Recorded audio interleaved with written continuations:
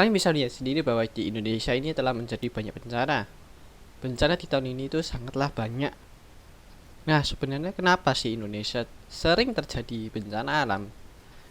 Bencana alam seperti gunung meletus, tanah longsor, erosi, dan lain sebagainya. Dan terkhususnya di bagian Jawa. Nah, tanpa basa-basi kita langsung saja ke video berikut ini.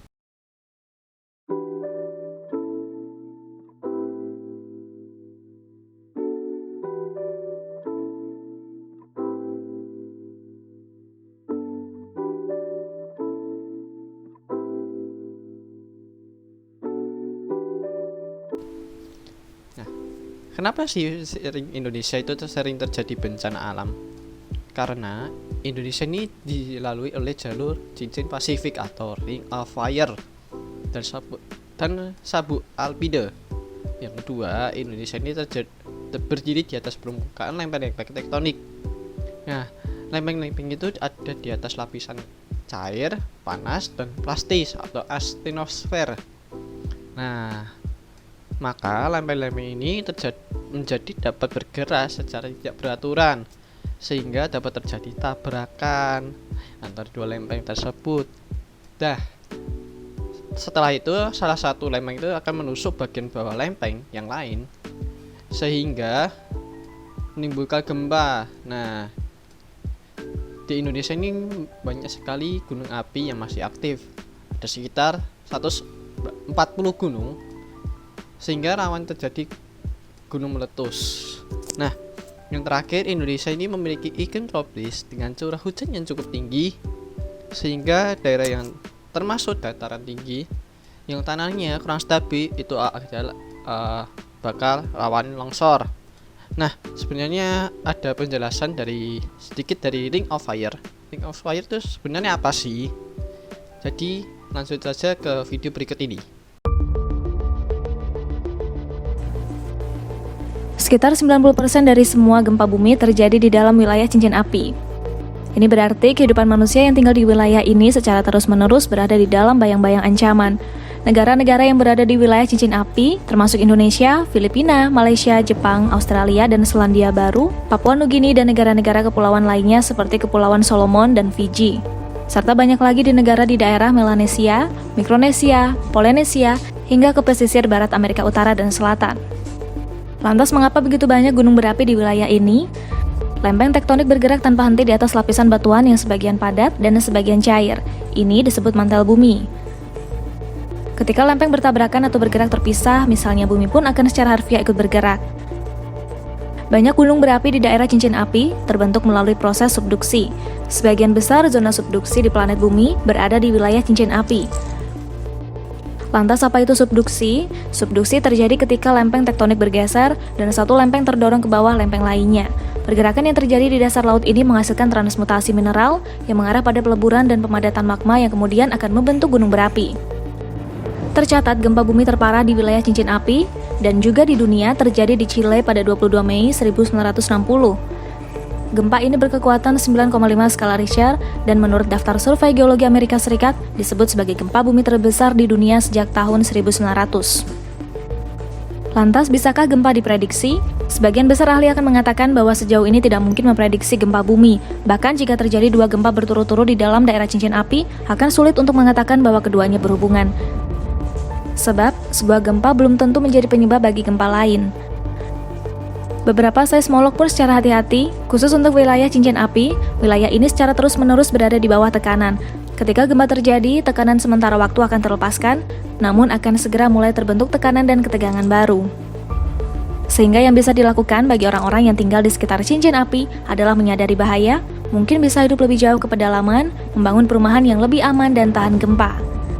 Negara-negara juga bisa meningkatkan sistem peringatan dini di darat dan laut guna membantu meminimalkan risiko.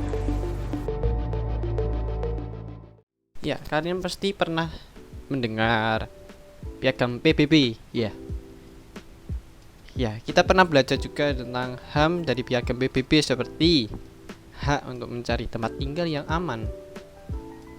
Kita pasti butuh tempat tinggal yang layak, bukan? Nah, setiap orang itu pasti berhak untuk mencari dan menikmati kebebasan di negara kita. agar terbebas dari penganiayaan. Tapi karena bencana alam yang terjadi dalam beberapa hari yang lalu, orang-orang itu kesulitan untuk hidup dan bertempat tinggal. Nah, kita dihadapkan di posisi itu pasti akan merasa putus asa dan hilang harapannya. Nah, kita di posisi saat ini itu tetap harus mensyukuri apa yang diberikan Tuhan kepada kita. Tetaplah bersyukur, Pak, karena di posisi saat ini kita harus bangkit dari hilangnya pengharapan. Apalagi yang tidak rawan bencana. Anda harus mensyukuri itu.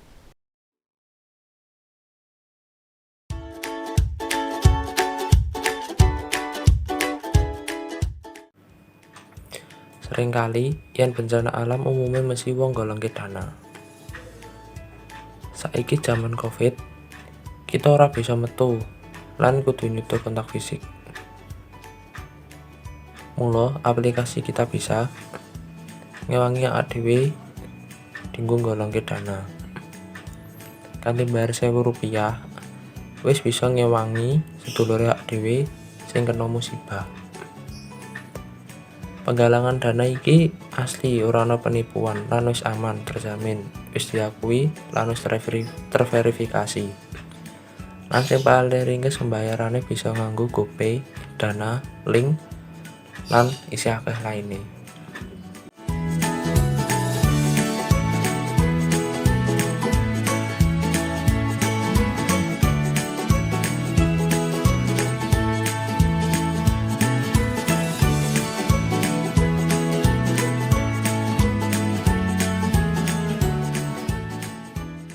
Yaps, jenis iklan di atas adalah salah satu media iklan elektronik. Di zaman sekarang, media iklan sudah cukup modern. Iklan kan banyak tayang di TV, di handphone, dan yang lain-lain.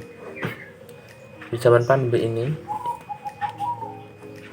media iklan menggunakan elektronik sangat cocok digunakan dalam periklanan.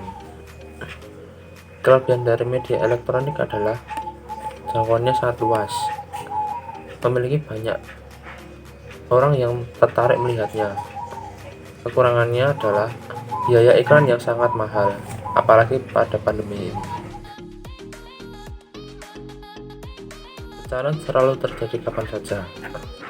Kebanyakan dari kita memberikan sumbangan berlimit uang. Jika bencana itu datang dekat kita, lebih baik I would go there if I had a lot of money.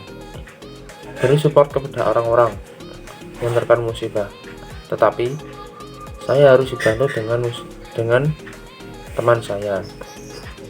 If she had not had spare time, I would not have been here. Jika teman saya tidak punya waktu luang, saya tidak mungkin ke sana. Buat apa coba ke sana sendirian? Kita pernah belajar olahraga itu saat masih di sekolah. Pencaksilat sebenarnya apa sih? Kenapa kita harus belajar pencaksilat? Sebenarnya pencaksilat itulah gerak keindahan menghindar yang disertakan dengan gerakan. Pencaksilat tidak hanya dikenal di Indonesia, tapi juga di luar negeri, terutama Asia Tenggara. Manfaat yang bisa didapatkan dari seni bela diri itu adalah melatih kesabaran, melatih mental, melatih konsentrasi, dan juga melatih kesiapan diri saat kita dihadapkan dengan bencana yang secara tiba-tiba datang pada diri kita. Dari pencaksilat kita bisa mempersiapkan untuk menghadapi bencana yang akan datang, misalnya mitigasi tentang gempa bumi, dan adalah apakah kita akan keluar rumah atau malah masuk ke dalam. Kita harus percaya diri untuk keluar rumah dan bersikap tenang dan tabah. Jika berada di luar ruangan, segera mencari tempat lahan yang kosong.